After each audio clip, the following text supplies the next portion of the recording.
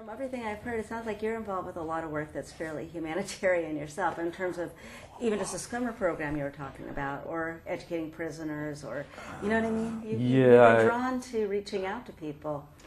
Okay, thank you, Lisa. How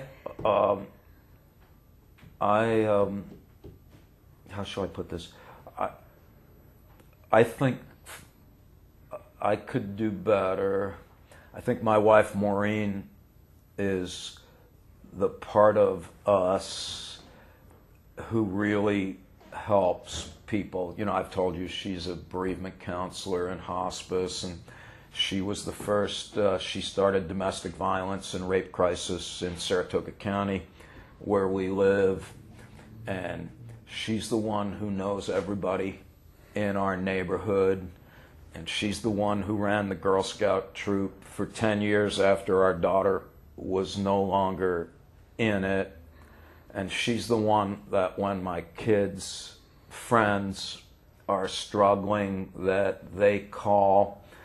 And I guess my point, without diminishing the importance of things that I've done, which I'm happy to talk about in a second, is that, yeah, I think that a lot of the really nitty-gritty in the trenches helping goes unnoticed and unrecognized, and both in terms of just other people realizing it, and certainly in terms of monetary compensation. So, yeah, I'd like to think I do some things for humanity, but I'm no Mother Teresa, although, and I'd like to do more, by the way. But, yeah, I did grow up in a working class family.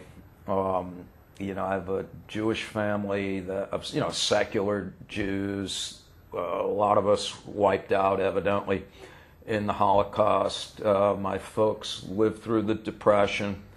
They were painfully aware of the fragility of life, and that luck has perhaps a lot more to do with what happens to us than we would like to concede.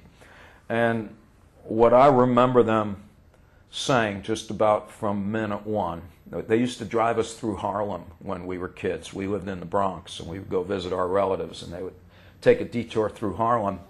They would say, look at those homeless people. You know what? Some of them probably deserve to be, but most of them don't. They didn't have the opportunities that you will have, and so your job, first of all, is to take care of yourself, because if you don't do that, then you can't help anybody else. But when your own needs are satisfied, you are obligated as a human, as an American, as someone who pretends to be of Jewish heritage, you know, from people that were drop-kicked all over Earth for thousands of years, you have to give back. So I've always taken that to heart, and I think the two things that I've done that are most rewarding are what you mentioned.